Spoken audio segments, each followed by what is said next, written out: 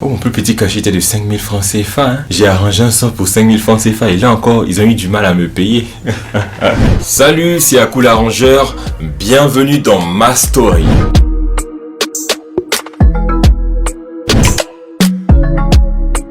Je m'appelle Aku Nguessan, connu sous le nom de Aku l'arrangeur. Je suis producteur et arrangeur de musique à la tête d'un label naissant appelé Aku Music et aussi des filiales dont Aku Picture, une structure de réalisation cinématographique, et Aku Events, un tout nouveau bébé que je lance dans le domaine de l'événementiel.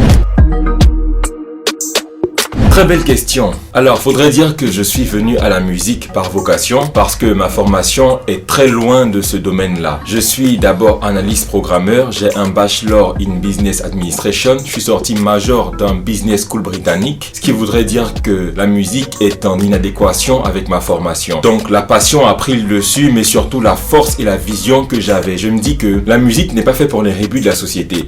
La musique, c'est un état d'esprit. La musique, c'est aussi un business, tout comme un business dans tout autre domaine.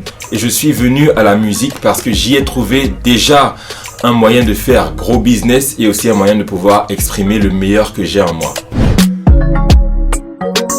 Déjà, c'était pas facile parce qu'il y a beaucoup de titans dans ce secteur-là. Il y a beaucoup de personnes qui ont déjà la formation en musique que moi je n'avais pas. Donc, les gens n'y ont pas cru. Je me souviens dans mes débuts dans l'arrangement, beaucoup me disaient mais hey petit, tu fais quoi là en tant qu'arrangeur? On te voyait là dans les bureaux en train de signer les documents là, et là maintenant subitement on te voit dans notre domaine. Parce que beaucoup de personnes m'ont connu en tant qu'éminent informaticien et m'ont redécouvert en tant qu'arrangeur. J'ai été donc sous-estimé dans ce domaine, mais à force de travailler encore, j'y suis arrivé à un niveau international et je ne suis plus à présenter aujourd'hui.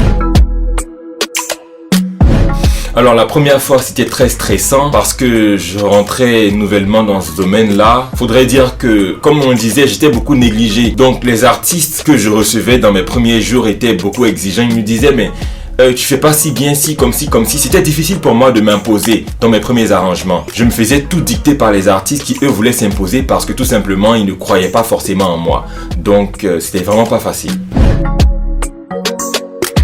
J'ai principalement deux personnes qui m'ont inspiré en tant qu'arrangeur depuis même l'époque où j'étais sur les bancs, où j'aspirais à ce métier-là, tant bien même que je faisais d'autres formations. Il y a d'abord Baby Philippe qui est mon cousin, à qui je fais un gros clin d'œil, qui est un éminent arrangeur. Lui, Baby Philippe, est un révolutionnaire de la musique. Il a réellement changé la rythmique de la musique ivoirienne. Il est passé du coupé-décalé classique à un coupé-décalé beaucoup plus modernisé. Donc Baby Philippe a été une personne qui m'a beaucoup inspiré car il est révolutionnaire. Il y a aussi Champi Kilo. Champi Kilo, pourquoi? Parce que Champi Kilo, tout comme moi, il n'est pas musicien à la base. Mais à force de travailler et de travailler encore, il est arrivé à un niveau international et il n'est plus à présenter. C'est deux figures emblématiques du domaine de l'arrangement qui m'ont beaucoup inspiré dans ma façon de faire. Alors déjà j'ai déjà une relation très importante avec Champi Kilo parce que je le considère comme mon mentor. Champi Kilo était un mentor tant sur le point technique que sur le point organisationnel car il m'a beaucoup encadré dans mes débuts. Même les premiers logiciels que j'avais, c'est Champi Kilo qui me les a donnés. Donc pour moi, il est un mentor. Baby Philippe, c'est la famille. On n'a pas vraiment trop grande affinité malgré le fait qu'on soit de la même famille, mais il reste quand même une figure qui m'a inspiré. La musique ivoirienne se porte très mal, mais la musique en Côte d'Ivoire se porte bien. Parce que nous avons vendu nos styles musicaux que nous avons ici en Côte d'Ivoire au profit des styles étrangers. Quand je parle de nos styles, je fais allusion par exemple au coupé-décalé qui a disparu. Et au jour d'aujourd'hui, nous avons la musique en Côte d'Ivoire qui se porte bien parce que, bien entendu, nos artistes réussissent à s'exporter. Donc la musique ivoirienne se porte mal puisqu'on ne peut plus la vendre à l'étranger. Mais la musique en Côte d'Ivoire se porte bien parce que les artistes vivent de mieux en mieux de leur art en Côte d'Ivoire. Alors, c'est un réel plaisir de voir des artistes ivoiriens signés dans des majors en Europe. Mais en même temps, il y a un gros regret parce que ces majors-là ne connaissent pas réellement les réalités que vivent les artistes ivoiriens. Donc, ils ne s'implémentent pas réellement du business model de la sphère musicale ivoirienne quand ils s'implantent. Raison pour laquelle on observe à l'échappatoire des artistes de ces majors-là. Beaucoup sont rentrés en major et sont ressortis très déçus parce que ces majors-là ne connaissent pas la réalité de notre sphère culturelle ivoirienne. Je pense que en Côte d'Ivoire, les artistes quittent leurs producteurs pour une question d'argent. Ils sont insatisfaits de la part de revenus qui leur est due. Mais le problème va beaucoup plus loin. C'est un problème de loyauté.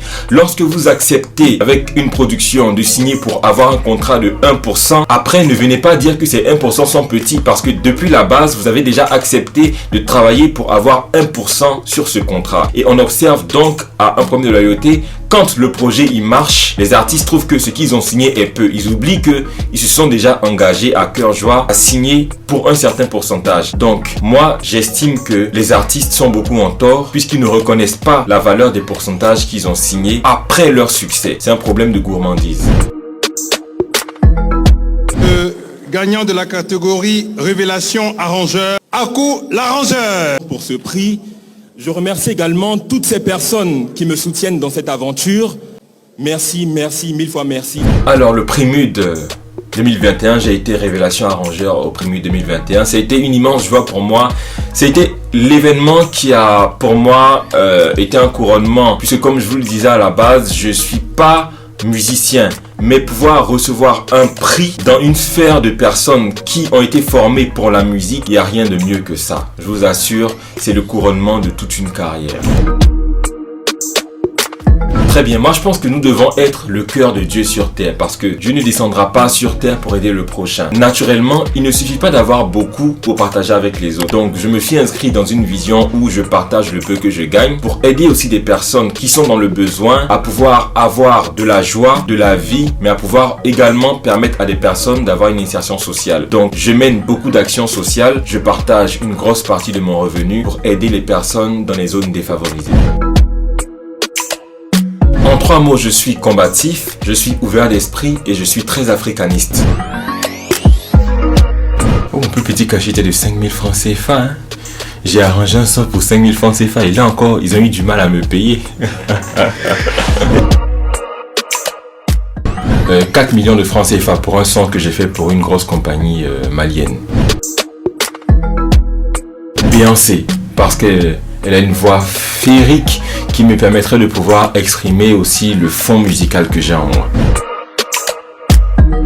Sur le point national, déjà, je travaille avec pas mal d'artistes, mais mes plus grosses fiertés, j'ai de Bordeaux Likoufa, j'ai aussi DJ Moasco, j'ai le groupe Sekissa, j'ai aussi des artistes dans la catégorie gospel comme Eli Gata, Valérie Dali, qui sont de grosses têtes dans la musique aussi gospel.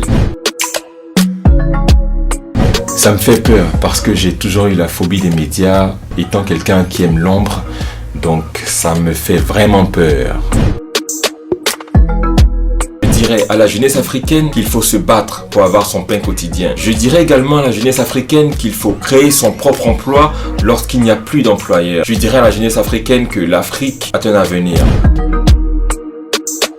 Le mot de fin, c'est Africa United We Stand. Ça veut dire que unis, l'Afrique se lèvera. Merci, merci, mille fois merci. C'était Akou l'arrangeur, le petit Abidji de Sayué.